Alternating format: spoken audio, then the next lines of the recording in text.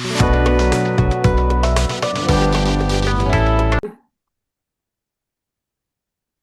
kita mulai. Bismillahirrahmanirrahim. Assalamualaikum warahmatullahi wabarakatuh.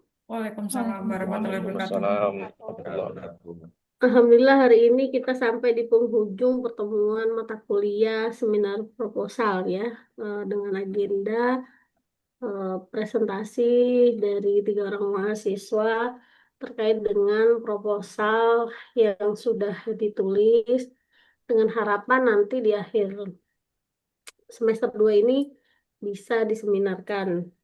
Namun sebelum kegiatan ini kita mulai, supaya berkah, lancar, dan dihitung sebagai ibadah, kita awali dulu dengan berdoa.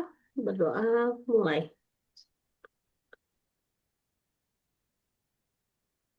Selesai. Baik, kemarin sudah 5 orang ya yang mempresentasikan proposalnya. Hari ini sisanya 3 orang lagi, Estika, Erin, dan Ardi. EA. Oke, urutannya siapa dulu? Estika dulu ya? Apa Ardi dulu? Dari abjad mungkin Bu. Dari abjad. Berarti Cip, Ardi. kembang, kuncup, Estika. Ya, STK dulu. Ye. Bu dari abjad Pak ke Arsi Bu. Dadah, dimulai Dadah. STK. Ya, silakan Mbak Estika memulai. Oh, sudah dinantikan oleh Mas Theo. Baik Bu, izin Monggo. present ya Bu.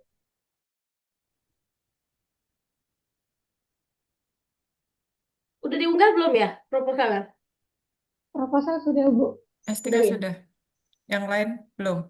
Yang sudah Yang lain Theo, belum? Rio, Saya Mbak udah, tapi Dian. maaf saya belum sempet ini ya, koreksi. Gak masuk suaranya. Nggak apa-apa Bu, katanya. Bu, kayaknya di kelas ya? Iya, Theo Iya ditiketin. dong. Habis bimbingan Pak Yani dia. Masya Allah. Semangat, bagus. Bisa di Zoom lagi STK? Atau di Bisa Bu. slide? Nah, oke. Apakah sudah muncul? Sudah. Sudah. Bu ini nggak dibuka sama moderator dulu. Iya. Moderatornya Theo kan?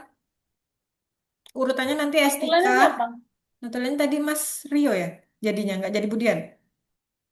Baik, kita buka ya. Assalamualaikum warahmatullahi wabarakatuh. Waalaikumsalam. Waalaikumsalam Waalaikumsalam warahmatullahi warahmatullahi wabarakatuh. wabarakatuh. Ya, selamat siang semuanya. Terima kasih telah datang di eh, mata kuliah proposal tesis di mana hari ini kita akan presentasi beberapa finalis untuk mempresentasikan proposal tesisnya, yaitu urutannya ada Mbak Estika, lalu setelah itu Mbak Oktarin, dan dilanjutkan dengan Mas Ardi. Dan untuk yang pertama ini, izin buat Ibu Friska dan Ibu Ririn, kita akan mendengarkan pemaparan dan melihat pemaparan dari Mbak Estika. Kepada Mbak Estika, saya persilakan. Baik, terima kasih atas kesempatannya. Assalamualaikum warahmatullahi wabarakatuh. Waalaikumsalam warahmatullahi wabarakatuh. Saat ini Indonesia menerapkan kurikulum merdeka dalam pembelajarannya. Kurikulum merdeka belajar dikembangkan sebagai langkah Indonesia dalam mendukung pembelajaran abad ke-21. Keterampilan dalam pembelajaran abad ke-21 yang harus dimiliki siswa adalah literasi sains dan kemampuan pemecahan masalah. Hal esensial dalam kurikulum merdeka adalah dengan adanya penggabungan mata pelajaran IPA dan IPS yang selanjutnya menjadi IPAS pada tingkat sekolah dasar. Kenapa mata pelajaran IPA dan IPS digabungkan? Hal ini dikarenakan menurut teori Piaget, anak-anak usia sekolah dasar itu masih memandang sesuatu secara keseluruhan dan juga terpadu. Kurikulum merdeka identik dengan penggunaan teknologi, sehingga karakteristik pembelajaran saat ini adalah digital native. Hasil observasi menunjukkan bahwa literasi siswa dan kemampuan pemecahan masalah masih rendah. Hal ini disebabkan oleh pembelajaran belum memaksimalkan penggunaan teknologi psikologi dan belum bersifat kontekstual. Untuk mengatasi permasalahan tersebut, alternatif solusi yang saya tawarkan adalah dengan mengembangkan media pembelajaran digital yang dapat memperkuat literasi sains dan kemampuan pemecahan masalah.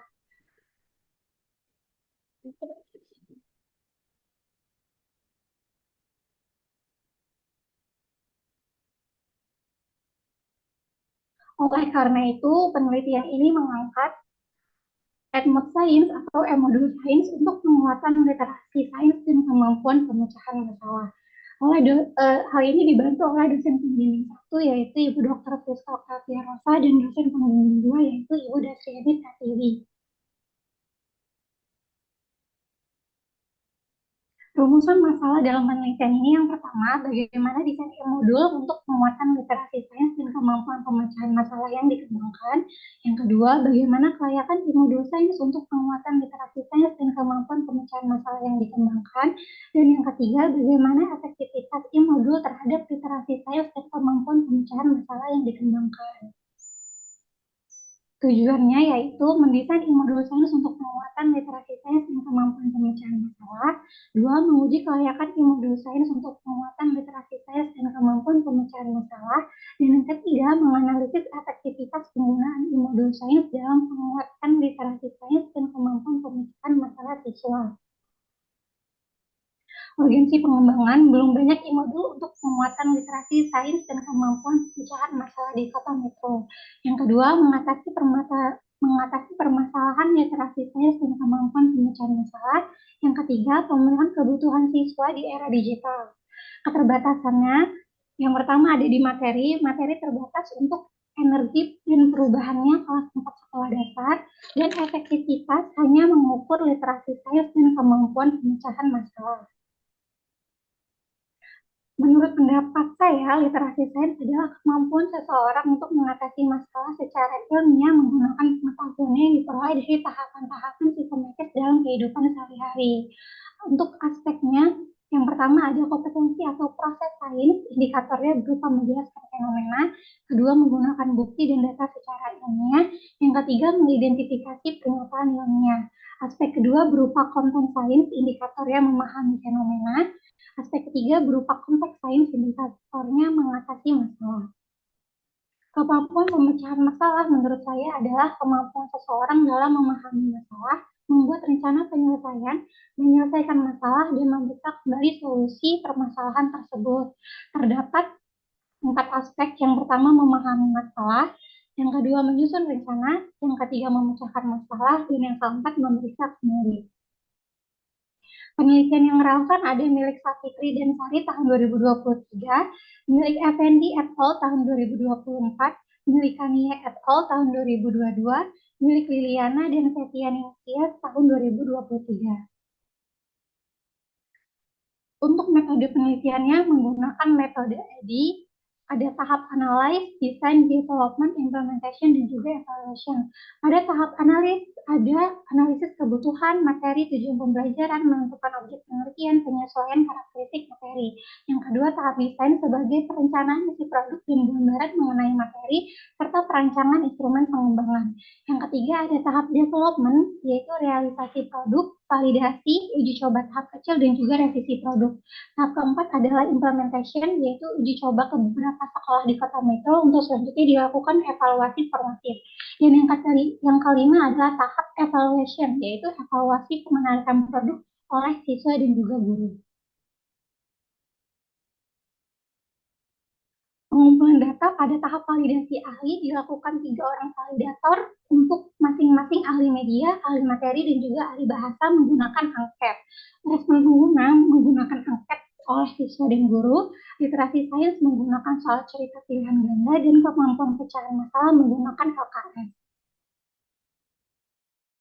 Teknik analisis data oleh validasi ahli menggunakan recency, reliabilitas menggunakan iterator agreement, analisis respon menggunakan rumus, dan juga efektivitas e-modul menggunakan uji T yang sebelumnya dilakukan uji normalitas dan homogenitas. Terima kasih, sekian yang dapat saya paparkan. Saya akhiri. Wassalamualaikum warahmatullahi wabarakatuh. Waalaikumsalam warahmatullahi wabarakatuh. Baik, Waktunya tersisa banyak sekali. Terima kasih Mbak Estika yang sudah mempresentasikan proposal tesisnya. Ini langsung mau dibahas atau lanjut dulu, Bu? Lanjut aja Saya dulu. tanya jawab. Oh, Oh, tanya langsung jawab. kedua ya? Ya udah tanya Langsung jawab yang nggak kedua. mau. Gak apa-apa tanya jawab nanti biar enak potong-potongannya. Jadi Oh, masukin ke YouTube-nya kan per mahasiswa. oke. Baik, boleh yang ingin mau bertanya kepada Mbak Estika ataupun memberikan masukan, dipersilakan dari teman-teman mahasiswa terlebih dahulu sebelum ke dosen. Kemudian mungkin, monggo Bu, ada yang mau ditanyakan Bu? Apa yang dipaparkan dari STK?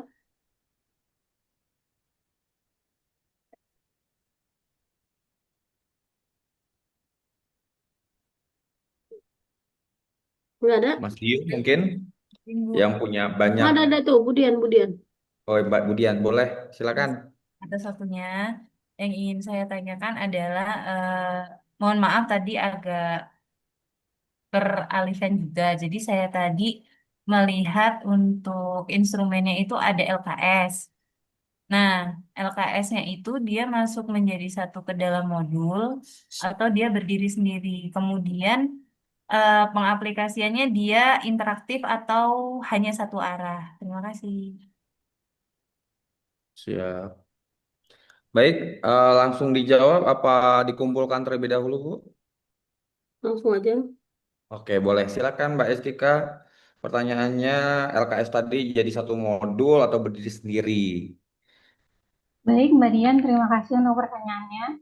Sampai saat ini untuk rancangan saya, LKS itu masih masuk ke dalam modulnya, Mbak. Jadi nanti di modul itu kan ada kegiatan-kegiatannya itu. Nah, LKS-nya masuk ke dalam modul. Itu untuk mengukur kemampuan pemecahan masalah siswa. Terus apa lagi tadi pertanyaannya, Mbak? KS-nya interaktif atau satu Interaktif arah? atau satu arah? Oh, untuk rancangannya sih satu arah, Mbak. LKS-nya ya. Interaktif di sini konteksnya yang gimana ya, Mbak? Interaktif maksudnya dia langsung ada benar, salah gitu maksudnya. Untuk saat ini di rancangannya sih baru benar salahnya, Mbak. Iya. Kalau interaktifnya tipe yang langsung benar, salah itu iya. Baik, terima Oke. kasih Bu Estika. Terima kasih kembali, Bu Dian. Yang Baik. lainnya, Yang lainnya boleh. Mas Dio, Mas Rafli, Mas Rio boleh. Atau finalis Mas Ardi dan Mbak Okta boleh juga menanyakan kepada Mbak Estika terkait etnoscience. Mohon maaf, moderator bukan etnoscience. Apa sih ini ya? mau saya. Model science. Siap.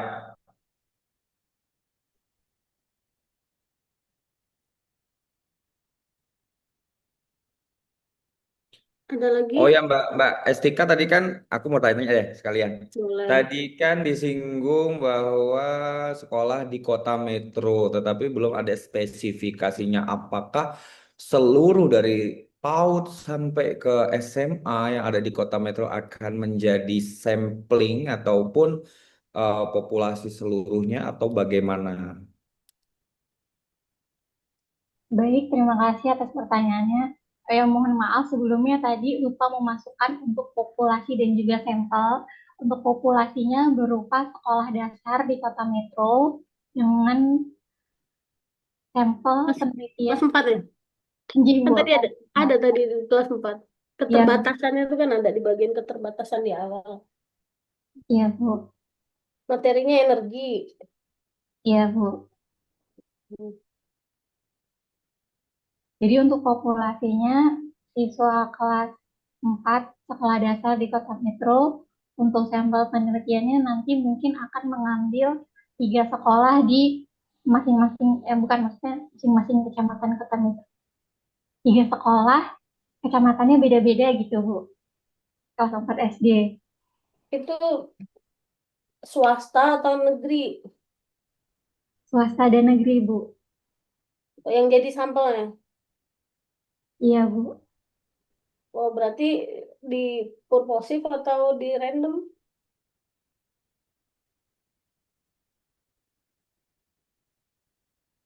Ya, betul. Ya, begitu. Swasta random, Bu. Random. Random. Swasta Sure. random sampling. Ini di seluruh kota metro. Iya, sekolahnya di Kota kota metro. banyak loh itu. Apa Tapi 3 sekolah sudah mewakili? SD banyak loh. Apalagi SD-nya swasta dan negeri tadi.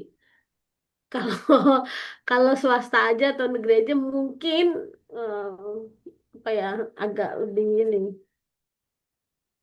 lebih lebih sederhana lagi gitu.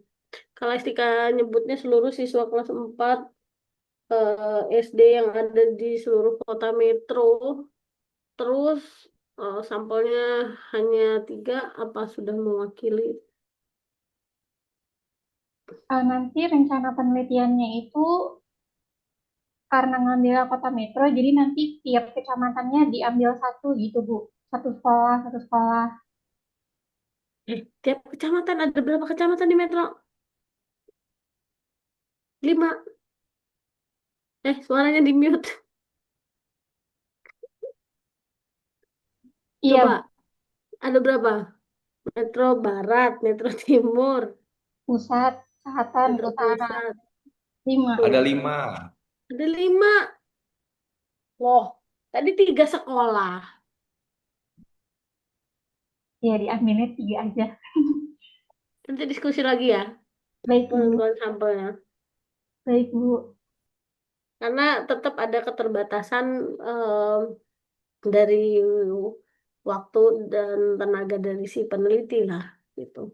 Tapi kalau hanya satu sekolah saja pun tidak diperkenankan. Artinya di sini kita mau menyampaikan kalau penentuan sampelnya itu jelas sehingga nanti bisa untuk ditarik kesimpulannya bisa berlaku secara general gitu.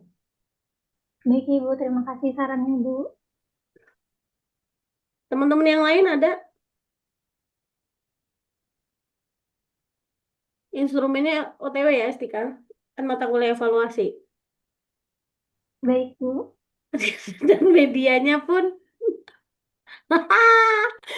mumpung masih libur, bosnya aman kan? Bos aman kan? Bos aman lah. Insya Allah, Bu. Alhamdulillah lancar urusannya. Oke, kalau saya kalau nggak ada yang nanya dari saya, untuk judul sebenarnya kan waktu itu udah pernah dibahas ya, udah ada perubahan ya waktu itu, singkatannya ya kalau nggak salah. Terus variabelnya juga sudah 2 ya, nggak cuma satu, literasi sains sama pemecahan masalah. Keterbatasannya tadi fokus pada materi energi, gitu ya. Betul, Bu. Menurut saya sih udah clear, cuman nanti saya baca proposalnya.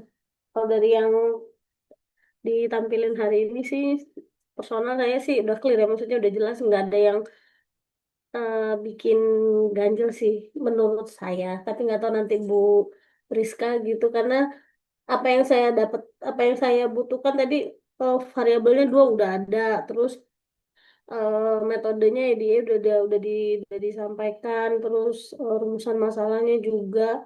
Ya, cuma tadi pertanyaan dari Theo masalah populasi sampelnya, karena dari awal saya udah ini sampelnya tuh anak kelas 4 SD, tapi yang perlu diperbaiki tadi itu ya pernyataan STK yang seluruh populasinya adalah seluruh SD swasta dan negeri itu banyak loh di kota metro gitu, apalagi tiap kecamatan gitu kan. Kecuali kriterianya misalkan sekolah swasta berbasis Islam gitu, nah itu lebih lebih ngerucut populasinya, kemudian sampelnya juga bisa bisa kalau misalkan 3 sekolah masih masuk akal gitu. Tapi kalau tadi disampaikan seluruh sampelnya adalah seluruh siswa SD kelas 4 yang ada di kota metro, ternyata cuma 3 gitu. Karena satu sekolahan kelas 4-nya pun ada banyak kan, gak cuma satu gitu. Itu aja yang perlu diperbaiki sih. Baik Ibu, terima kasih sarannya Bu. Silahkan Bu Priska. Oke, terima kasih Bu Ririn karena saya tadi juga sempat membuka proposal yang sudah dikirimkan Mbak Estika ke Sepada kemarin malam. Kemarin ya Tadi kemarin malam malam. ya. Ya, tadi malam. Jadi baru sempat saya baca tadi pagi dan ini juga warning untuk yang lain karena kemarin perjanjiannya hari Rabu malam ya Bu Ririn. Oh iya. Ya kan? Tapi ternyata masih Mm-mm. Mas Rio, Mas Rio sudah Mas Dio, Rafli, dan yang lainnya Rafli nggak Ardi. ada loh hari ini. Ada, Mana? Oh, dia itu nggak ada. tampil. Tadi sempat menyapa. Gimana, Bu? Hmm. Hmm. Ini Dio. Ya, itu mana proposalnya? Perjanjiannya kemarin Rabu malam. Hari Kamis, tapi Rabu malam gitu ya. Belum Ya, diupload, Bu. Yuk, kayak diupload. tahu Proyek nggak? Roro Tahu, Jonggrangnya.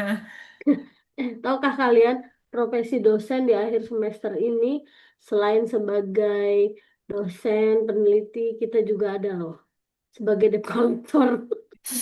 Nagih tugas-tugas mahasiswa. You know? Karena kalau enggak, wah, Masya banyak Allah. banget. Oke, kembali ke topik ya, Kak Estika. Dari latar belakang, kalau saya baca proposalnya, itu Estika ambil materi energi dan perubahannya. Ya, tapi di latar belakang masih belum, bukan belum.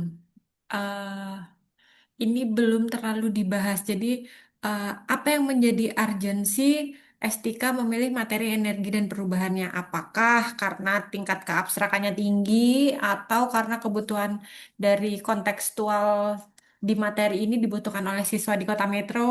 Nah, itu harus ditambahkan di latar belakang untuk pemilihan materinya. Kemudian perlu sedikit dipertajam lagi Estika hubungan antara kurikulum merdeka, terus materi energi dan perubahannya sama S3 mau ngembangin modulnya ini. Jadi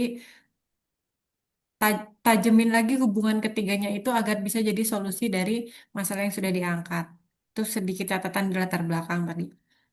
Kemudian di bab 2 itu ada beberapa subtopik kan ya. Salah satu yang sangat mencolok yang Ibu baca tadi terkait dengan topik eh, pengertian sains atau apa ya tadi? Di sini Ibu cuma catat sains. Hanya 2 paragraf. Satu paragraf terkait dengan Bisa ditambahin. pengertian-pengertian. Memang kutipannya lebih dari 3 kalau tidak salah. Nah, kemudian paragraf keduanya itu kesimpulannya. Apa sih sains itu gitu? Apakah cukup untuk satu subbab itu hanya 2 paragraf gitu? Mungkin itu nanti perlu ditambahkan. Jadi nanti sambil dicek-cek lagi di bab duanya beberapa. Walaupun memang dalam satu paragraf itu padat kamu pengertian sains dari beberapa pendapat ahli. Heeh. Jadi tapi ya nggak nggak satu subbab juga. Kalau misalnya memang hanya segitu, mending ditempelin ikut pembelajaran sains. Nah, awalnya sainsnya dulu, kemudian nanti pembelajaran sains apa, it's okay. Jangan dijadikan subbab atau subtopik tersendiri. Kemudian di bagian penelitian yang relevan. Kalau di PDF itu halaman 32, kalau halaman proposalnya gue lupa halaman berapa. Di situ S3 berapa penelitian yang relevannya tadi? 4. 4. 4 kan? Iya Kalau Bu. nggak di sini di PPT 4. Iya, sama Bu. Kayaknya kalau nggak 4, 5 gitu tadi. Makanya di Mm-mm. sini karena eh, kan mengutipnya juga sudah banyak tuh tadi. Mungkin karena mencari yang sama-sama SD dan pengembangan modul ya. Sebenarnya mungkin banyak, cuman waktunya karena mengerjakannya juga proyek Jadi Roro langsung Jonggrang, gitu. ya.